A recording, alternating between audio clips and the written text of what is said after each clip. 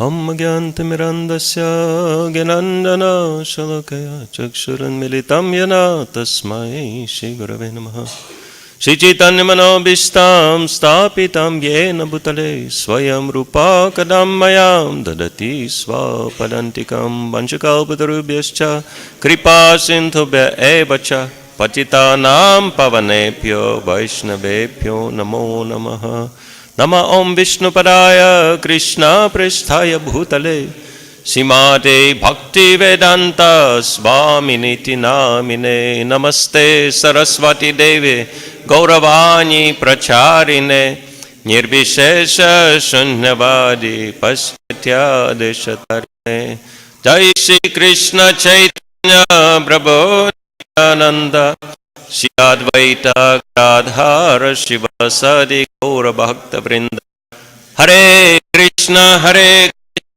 Krishna Krishna Hare Hare Hare Hare Rama Rama Rama Hare Hare Prema Puravi Bhakshati Purusha Triguna Sudha Satsmakalang Krishna Bhagavan Vachi Hare Krishna. All the Vaishnava. We continue reading Canto 8, verse 7 of Srimad Bhagavatam, Lord Shiva 7 verse. We'll read text 20 and 21. 20 is no purport. We'll be chanting 21. Om Namah Bhagavaya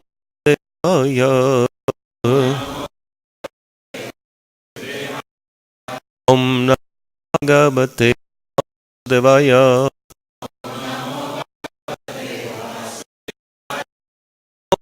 Om Bhagavate Devaya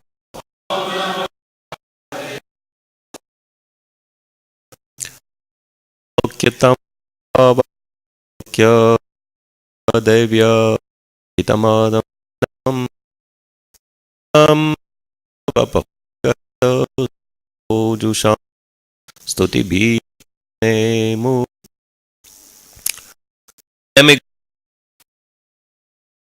sitting on the hill with his body developed by saintly this offered him their obeisance with great respect. Please repeat. Shri Prajapatya Prajapatya Deva Deva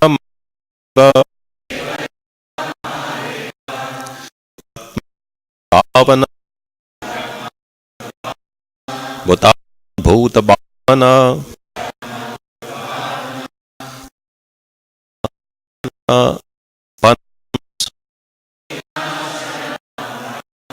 Traina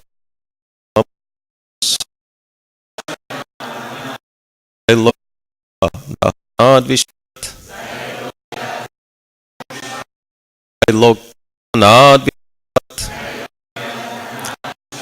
Shri Prajapatya Mahadeva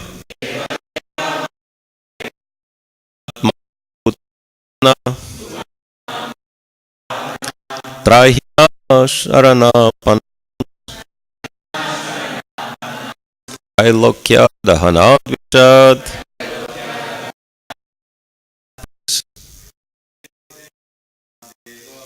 Devade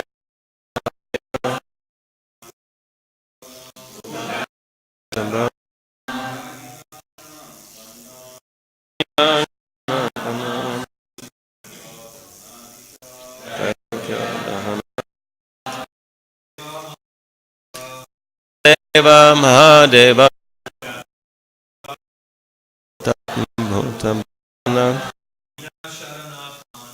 Trahina Ailokya Dahana Padapachauchu Deva Mahadeva Bhutatman Bhuta Bhavana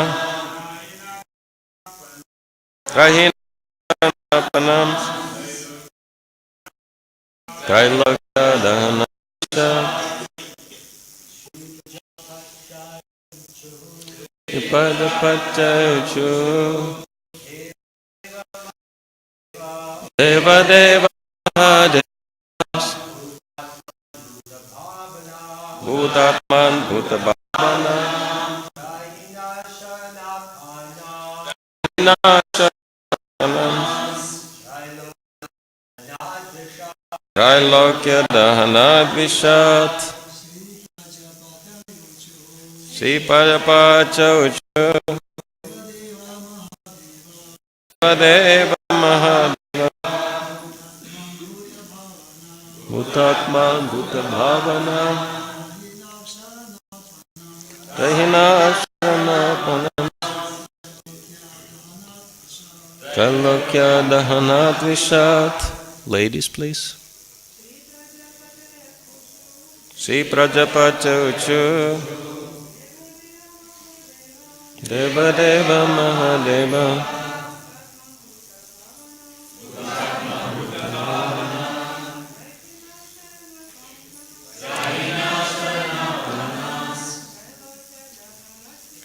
Trailokya Dahanat Vishat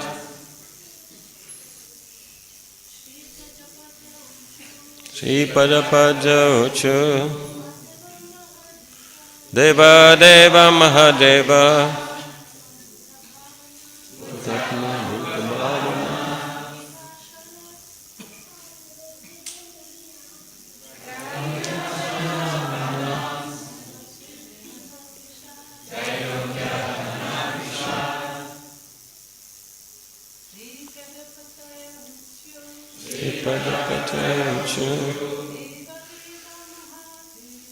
Deva Deva Mahadeva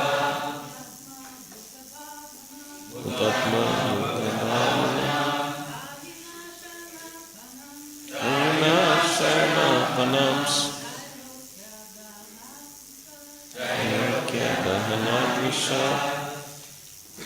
Synonyms. Sri Prajapachauchu.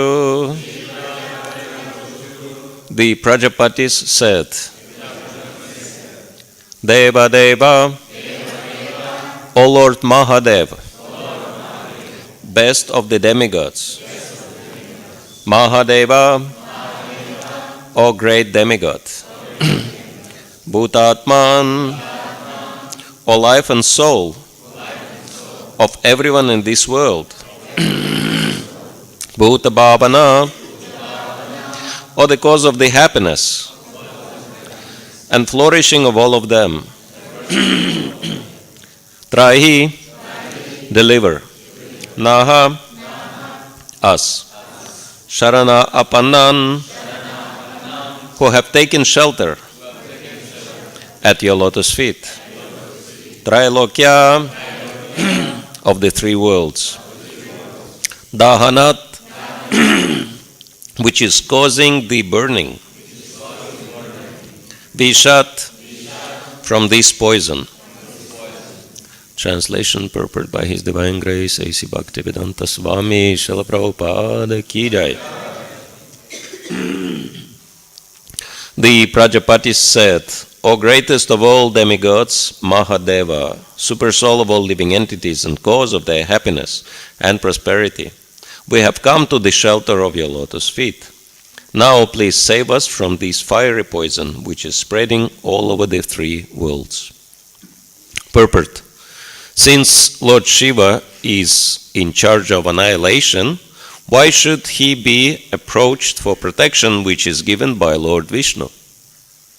Lord Brahma creates and Lord Shiva annihilates, but both Lord Brahma and Lord Shiva are incarnations of Lord Vishnu and are known as Shaktivesh avatars. They are endowed with a special power like that of Lord Vishnu, who is actually all-pervading in their activities. Therefore, whenever prayers for protection are offered to Lord Shiva, actually Lord Vishnu is indicated, for otherwise Lord Shiva is meant for destruction. Lord Shiva is one of the Ishwaras, or the controllers, known as Shakti Avesh avatars. Therefore, he can be addressed as having the qualities of Lord Vishnu. Shri Prajapatyochu Devadeva Mahadeva Bhutatman Bhutabhavana Trahina Sharanapanam Strailokya Dahanad Vishat. The Prajapati said, the greatest of all demigods, Mahadev, super soul of all living entities and cause of their happiness and prosperity, we have come to the shelter of your lotus feet. Now please save us from this fiery poison which is spreading all over the three worlds. This is a very interesting pastime of churning the milk ocean with the attempt of getting nectar. And demigods and demons are churning the ocean with the Vasuki as a churning rod and Mandara mountain. And at this moment of the pastime, they are doing quite a good job with it. Something's happening. But then they got the unexpected result. Instead of nectar, they got poison, which is very interesting. Why this is happening? Well,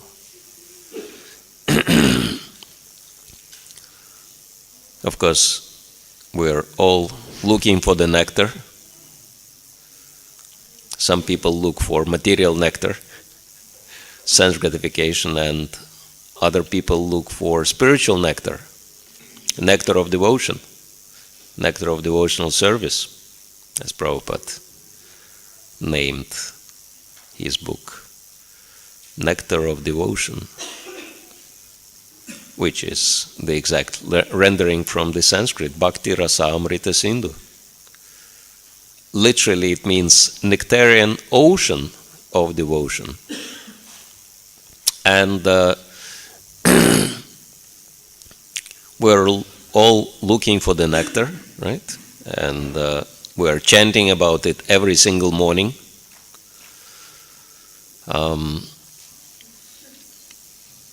What's that?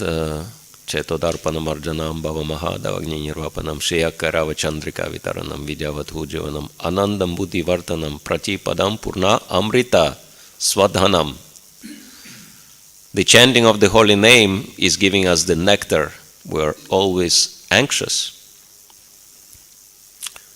But then, why is this happening? Why are demigods or demons are churning this milk ocean trying to get nectar, but then they're getting poisoned? Well, this is how it all works.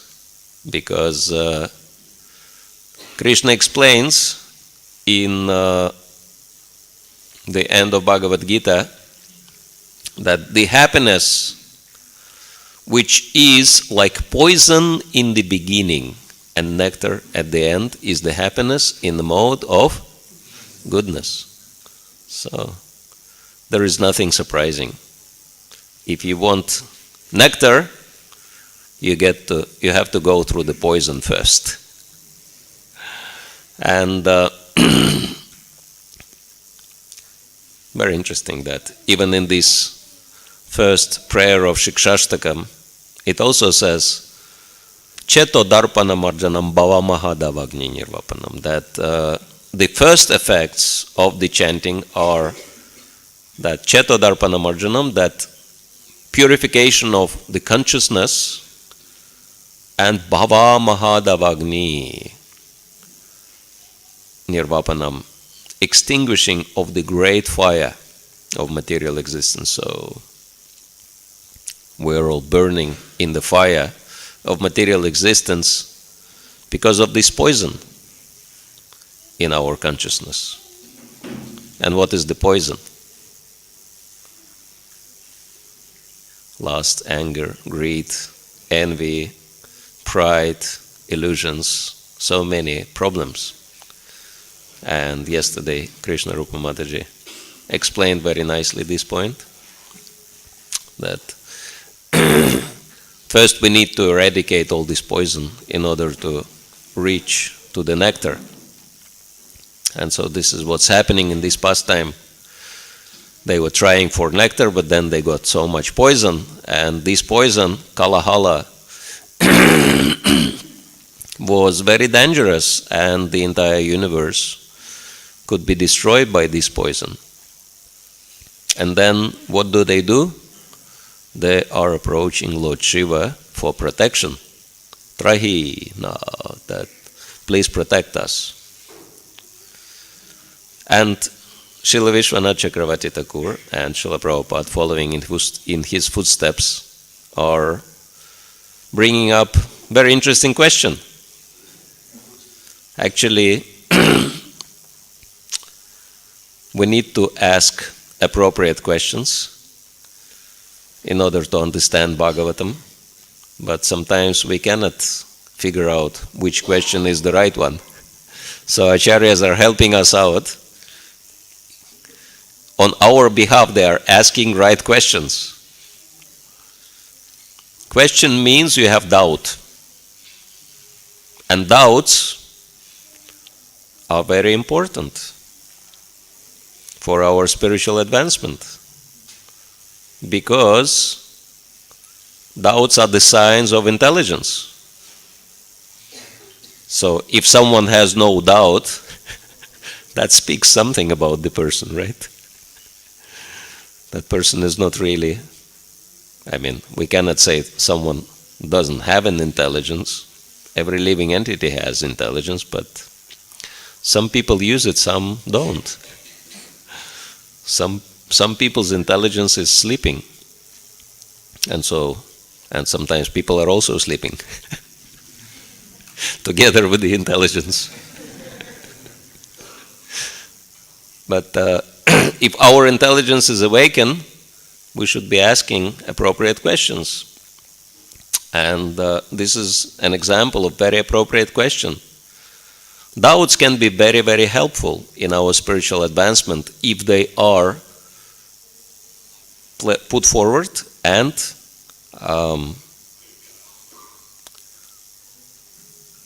dealt with properly, misspelled. But the same doubts can be very harmful if they are not expressed, because if they are staying in our hearts, they can destroy our Krishna consciousness, because they can destroy the very foundation of our Krishna consciousness, which is faith. And without faith, no one can really advance spiritually. And so what is the doubt Vishwanath Chakravarti Thakur brings up? And the doubt is why the demigods were asking Lord Shiva for protection, if protection is the business of Lord Vishnu. And what is the answer? Well, if we read the previous verses, the answer is pretty clear. There are few answers, and one answer is they are asking Lord Shiva because Lord Vishnu told them to do so. Lord Vishnu himself was engaged in churning, and actually churning really started happening only when Lord Vishnu interfered and started supporting demigods and demons. Ajita, that was the form of Lord Vishnu who took part in the churning process. And it was because of his involvement that all the poison came out. And he advised the demigods, now you go to Lord Shiva and ask him for protection. So answer is pretty clear, that demigods just following the chain of command.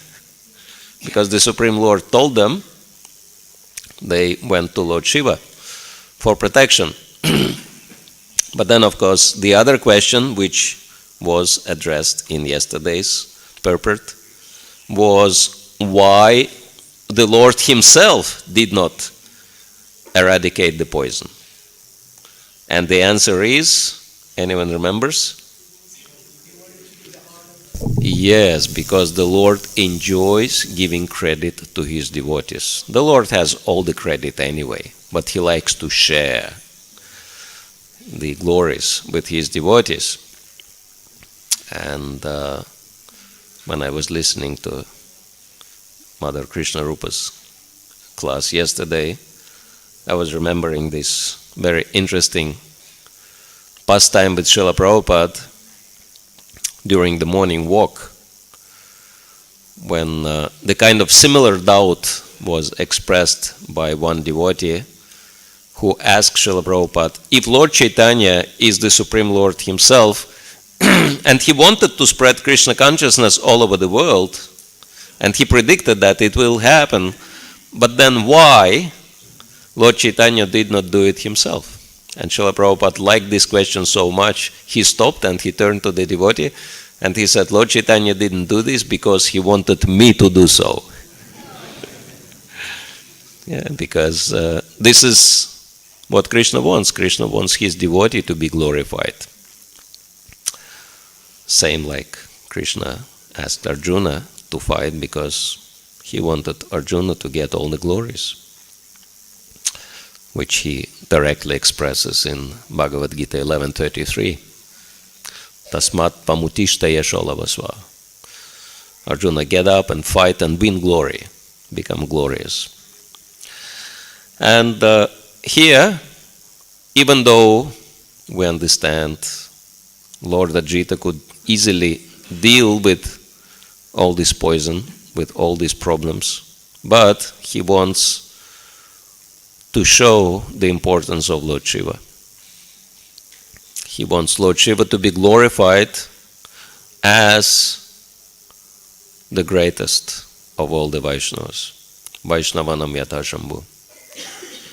This is the statement of Bhagavatam, which is of course little confusing. That it says that Lord Shiva is the greatest of all the Vaishnavas, but we believe that Srimati Radharani is the greatest of all the Vaishnavas. So, how do we resolve this contradiction? There are so many apparent contradictions in Vaishnav philosophy or theology, we can say. Very simple. Lord Shiva is the greatest of all the Vaishnavas in this material world. There is nobody greater than Lord Shiva in this material world, but when we look at the larger scale, both material and spiritual world, the greatest of all the devotees is Srimati Radharani. So there is no competition. And therefore, Krishna or Ajita, he wants everyone to worship Lord Shiva and glorify Lord Shiva. But then we can ask, so if Krishna wants demigods, his devotees, to worship Lord Shiva and glorify Lord Shiva, then what about us as Krishna's devotees? Why aren't we worshipping Lord Shiva and aren't we glorifying Lord Shiva? Do we worship Lord Shiva? Do we glorify Lord Shiva? Yes. And those who say no, they are less informed about our spiritual practices and philosophy, because every single morning we glorify not just Lord Shiva, but Sadashiva, the original form of Lord Shiva in the spiritual world, who appeared as Advaita Acharya.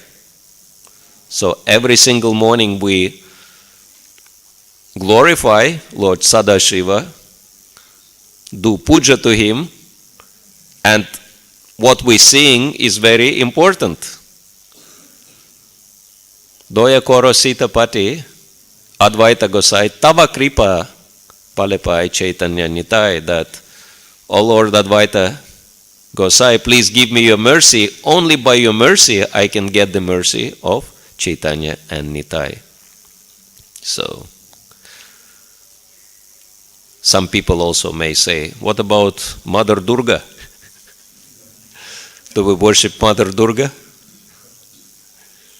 Yes, we do. Jagannath Baladev Subhadra. Who is Subhadra? Subhadra, also known as Durga. That's the original form of Durga. So, we are following the complete and perfect process of Bhakti Yoga. And so we're worshipping the original forms of Lord Shiva and Durga also, all over the world. And Srila Prabhupada was so fond of Ratha Yatras to help the whole world to connect to Jagannath Baladev and Subhadra. And this is very important core principle in Vaishnava philosophy and theology, that we're not only worshipping the Supreme Lord, but we're worshipping the Supreme Lord's representatives, and especially Lord Shiva. You can see how here in Sridham Mayapur and in Navadvip Dham, there is always Lord Shiva who is accompanying the Supreme Lord in all the places. And before we get the mercy of the Supreme Lord, we need to get the mercy of Lord Shiva. So Lord Shiva is really important for us, because Lord Shiva is in charge of false ego of all living entities. And he is non-different from the Supreme Lord, and probably it's worth of spending few minutes understanding how is it that, who is Lord Shiva. And this is what Brahma Samhita explains, that the Supreme Lord, Govinda or Krishna, is completely transcendental.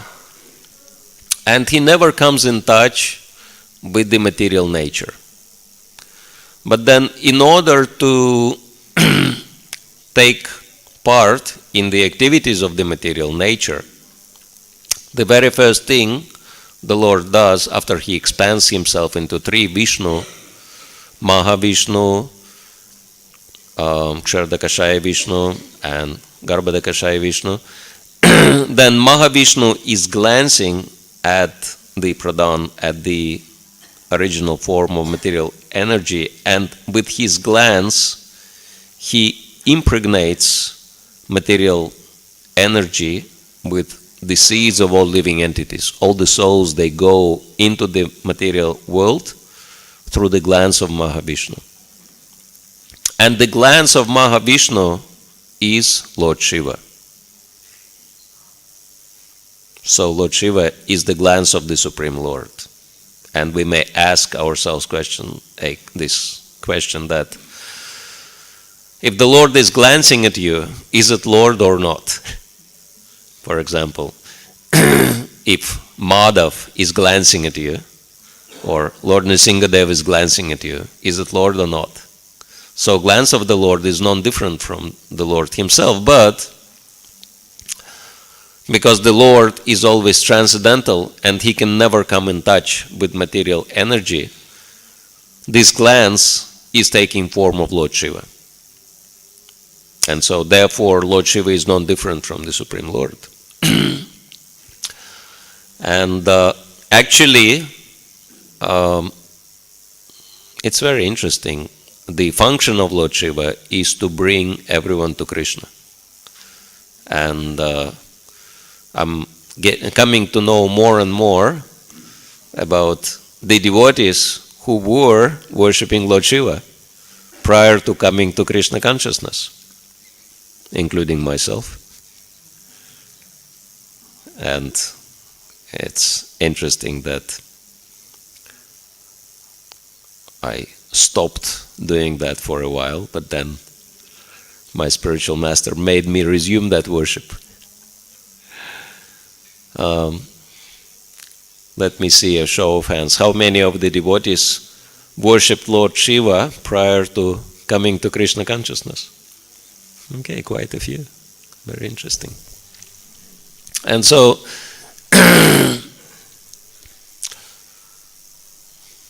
yeah, maybe I can share the story.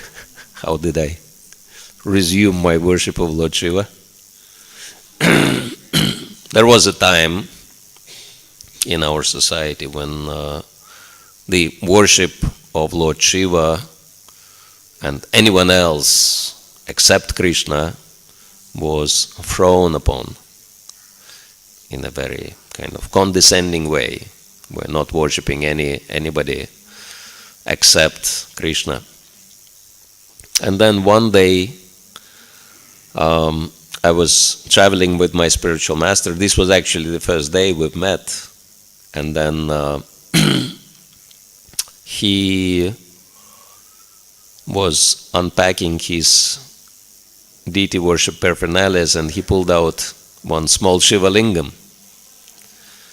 And I kind of looked at this Shiva lingam, and in a kind of sarcastic way, I was asking, "What happened to you, Gurudev? You started worshipping demigods?"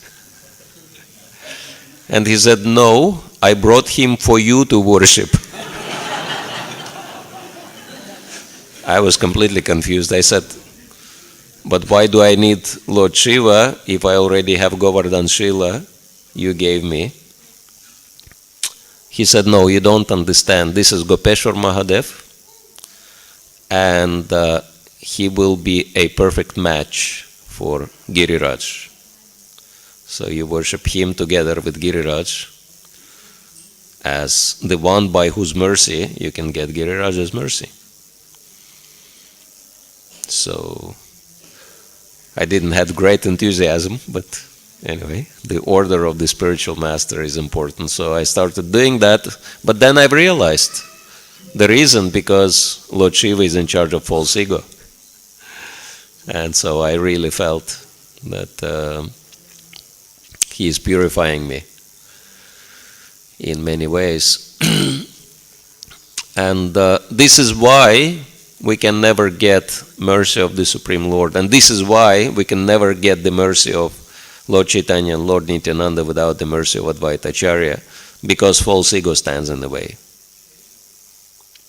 And this is the essence, we can say the origin of that poison, which is destroying the whole universe, we can say, false ego. And only by the mercy of Lord Shiva we can get rid of that. And the previous verse is saying that Lord Shiva is situated on the summit of Kailash. That's his home place. It's also very interesting that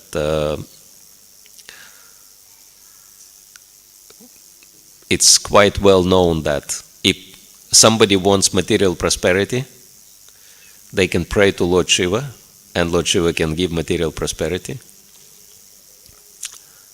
And it's very confusing how Lord Shiva can give material prosperity if he himself has nothing, right? If he is sitting under the tree in the loincloth,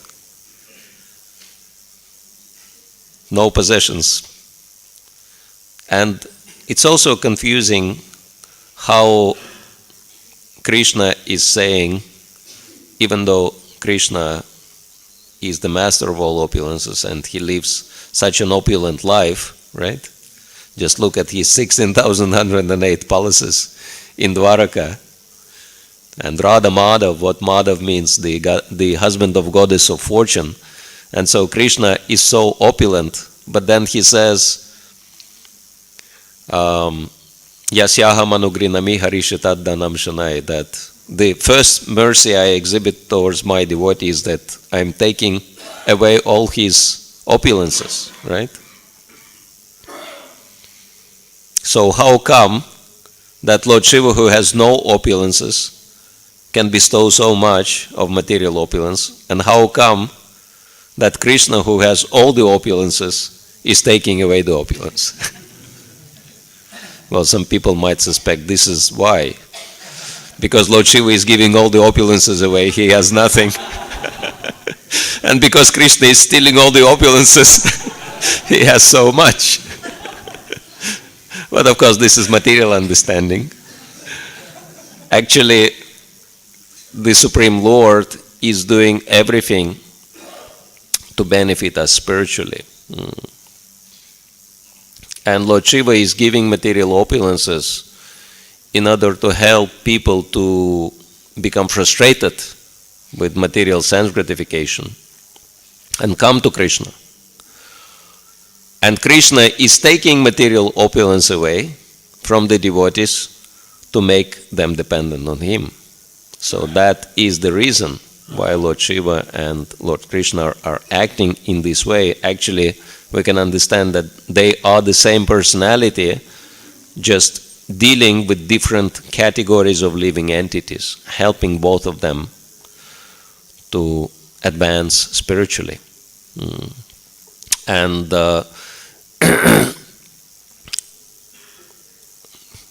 and we can see how they work as a team in here, in this pastime. Lord Ajita, with the churning, he brought out all the poison from the ocean, and now he is telling the demigods, go and surrender unto Lord Shiva, and he will take care of this poison, and he will help you to become free from this danger. And so here the demigods are praying to Lord Shiva, and as we know, Lord Shiva will very quickly answer their prayers and will drink all the poison, because he, being the topmost Vaishnava, and it's also interesting that Lord Shiva is non-different from the Supreme Lord, but then he is regarded as the topmost Vaishnava. But this is also not the only exception in our theology. We also have Lord Chaitanya, who is the Supreme Lord himself, but then he is regarded as the best devotee. He's playing the role of his own devotee.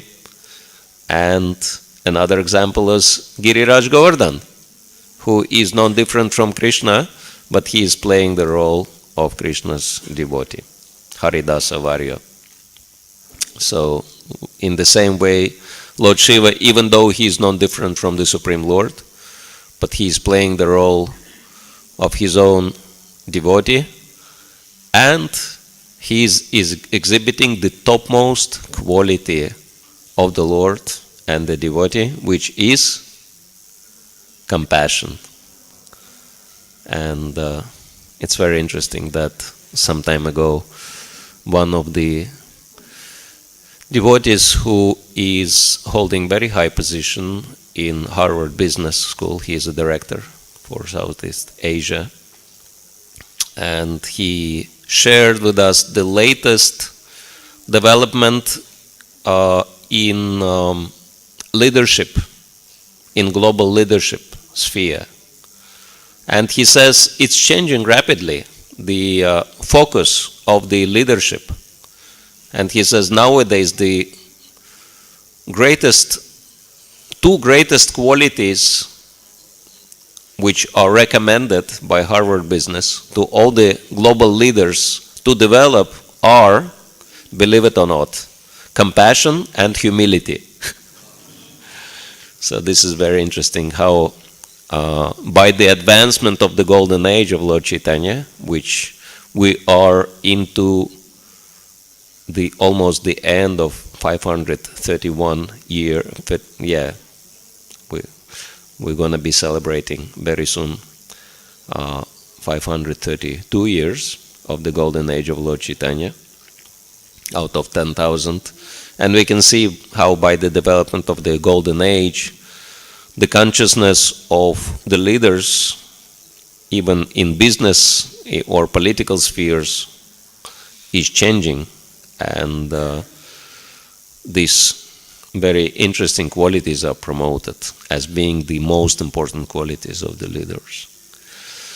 And so we can understand that the development is happening, that the churning of the ocean of Kali Yuga is happening by the power of the chanting of the holy names, and very interesting changes are taking place. Of course, poison also coming out. There are so many crazy things. It seems like, even though we are at the dawn of the golden age, but sometimes it seems like Kali Yuga is intensifying, but this is a natural consequence of purification. When purification is happening, all the dirt comes out naturally. But the advancement of consciousness is also happening side by side, and Srila Prabhupada predicted that very clearly. He said, with the development of Krishna consciousness, there will be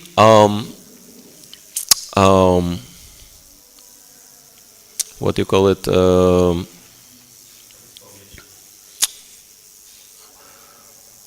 Polarization. Yeah, the human society will polarize. Because of the influence of Krishna consciousness, there will be polarization. And he gave an example of milk. If you add lemon in it, what will happen to milk?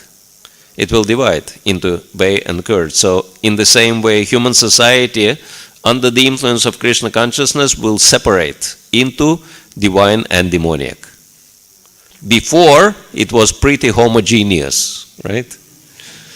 But after Krishna consciousness was introduced, polarization started, and so we can see very interesting things, that spiritual advancement is very, very rapid. Like chanting of Hare Krishna is taken by people way outside of the Krishna consciousness movement with such enthusiasm that some people don't even know that we started chanting Hare Krishna historically in the West. Many people don't even give us this credit. Some people are asking, oh, you also chanting Hare Krishna? Very interesting. Where did you learn this mantra from? Who is Bhaktivedanta Swami Prabhupada? Never heard of him. But we are chanting Hare Krishna for so many years. And so, yeah, it's very interesting what's happening on the planet. And degradation is happening at the same time. So very interesting processes. But it's all for good. It's all happening in the right way. And so whatever's happening, we should be happy about it, because it's all part of the Lord's plan for the spiritual development of this planet. Hare Krishna. Maybe someone has questions, comments, suggestions, complaints? Okay. Prabhu. Do we have microphone, please, for the internet listeners? Because otherwise they will not be able to hear the question. Okay.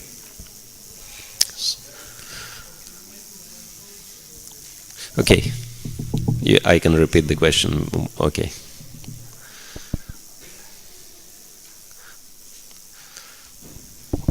Hare Krishna Maharaj, thank you very much. My question is, are these opulences including some subtle type of opulences in the form of mind and intelligence, which is given by Lord Shiva? I'm not saying about the spiritual type of intelligence, but I'm saying about the strength of mind and material intelligence. It's also given by Shiva, or it comes from other authorities? Lord Shiva is in charge of the false ego. Actually, Lord Shiva, according to Brahma Samhita, is connected to Sankarshan. And yes, that whatever we are using in the material world is coming from Lord Shiva. Because false ego is connected to mind, intelligence, and senses. False ego is the most subtle and most powerful element in this material world. We can also see how, the layers of the universe are described, and starting from the most gross level, the earth, then each other layer is 10 times greater than the previous one, and the last layer is the layer of false ego. I mean, it's so huge, we can't even imagine how huge it is. And yes, so Lord Shiva, he actually is the master of the material world. And we are depending on him for the exit. Sometimes, because Lord Shiva is situated in Brahmajyoti, this is where Kailash is. So Lord Shiva is between material and spiritual world, and so sometimes I'm thinking of him as a immigration officer. If you want to reach to the spiritual world, you need Lord Shiva's approval. We've got the visa to go to the spiritual world from Lord Chaitanya, right? In our Vaikuntha or Goloka passport. But in order to actually reach to the spiritual world, we have to get that visa approval stamp from Lord Shiva, and then we can go. Okay, can you please pass on the microphone to the young lady here? Yes, it's working. Did you say something like Shiva's sort of equal to Lord Vishnu? Shiva is equal to Vishnu. Is Shiva equal to Vishnu? I'm asking, like, you said something like Shiva is equal to Lord Vishnu, but isn't it one of the 10 offenses against the holy name to think that Shiva or Rama's name is equal Okay, to Lord yes. Vishnu? One of the offenses of the holy name is to say that Lord Shiva is, or other demigods are equal to Lord Vishnu, but we are saying that we actually didn't say that Lord Shiva is equal to Vishnu. We are saying that Lord Shiva is non-different from Lord Vishnu, being personification of his glance. And equal means that equal in all respects, but Lord Shiva and Lord Vishnu or Krishna are different, as Brahma Samhita explains, in the same way as milk is different from yogurt. That yogurt is non-different from milk because it came from milk, but it is not equal to milk, right? So if you think of this analogy of milk and yogurt, then it will be very easy for you to understand how Lord Shiva is non-different from Krishna, but he is not equal. He is not the same. Yeah, thank you. Very good question. Hare Krishna Maharaj. I was just wondering how Lord Shiva and sometimes Lord Brahma also, they accept the prayers which is meant for Lord Vishnu as a Supreme Personality of Godhead, as the Lord of the Lord. Yes, so how demigods like Lord Shiva or Lord Brahma are accepting prayers on behalf of the Lord in the same way as spiritual master is accepting our worship on behalf of the Supreme Lord. So demigods, being representatives of the Supreme Lord, can accept our prayers and worship and pass it on to the Supreme Lord. Microphone, yeah. Hare Krishna Maharaj. Maharaj, I have a doubt. Sure. You're a very intelligent man. This is, we know. Maharaj, the Lord is unlimited, yet he does not come in contact with the material world ever, only by his glance. So this may be perceived as limiting. This may limit him. So how do we understand this? How do we understand that Lord is unlimited, but he never comes in touch with the material world? Well, the example is Krishna, when he comes in his original form as Shyamasundar, and he displays his pastimes apparently in the material world, but actually he brings his own abode with him. And there is one song by Srila Bhaktivinoda Thakur, this is introductory song to Sharanagati, which also describes Lord Chaitanya in the same way, because Lord Chaitanya is also Krishna. Shri Krishna Chaitanya Prabhu Jivedaya Kori Svaparsat Sviyadhama Sahaya Batori.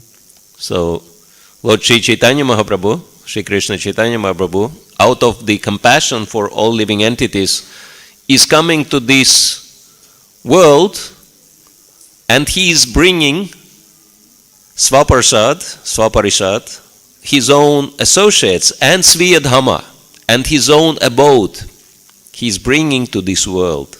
And so he is not, even though it seems like he is in this world, but he is staying in his own abode. And he is surrounded by his own associates. So this is one aspect of Achintya Bheda Bheda Tattva, that even though the Supreme Lord is in the material world, but he is never in the material world. He is always in his own abode. And it's not easy for us to understand. Of course, we can use material analogies, like deep diver, someone who is diving to the bottom of the ocean, and then he has this oxygen cylinder, so even though he is in the water, but he doesn't breathe water, he still breathes air, he brings his own air with him. But it's not, it's very limited material analogy. So yeah, much better analogy is analogy of the king who is traveling, and there were historical episodes. One king went to faraway land for travel, but he wanted to stay in his own element. He wanted to stay in his own home. So how this issue could be resolved? It was resolved in a very simple way, that the group of the builders went ahead and they built an exact replica of his palace. It was non-different from the king's palace, and so king arrived into his palace. And he lived into his palace even though he was so far away. So something like that. These are few material analogies which can help us to some degree understand how Krishna is in the material world, and at the same time he is not in the material world. Hare Krishna. Okay, one more. I think it should be last question because we're running out of time. Maharaj, you said that Advaita Acharya is Sadashiva, but we also hear that he's Mahavishnu. Yes. How do we harmonize the contradiction?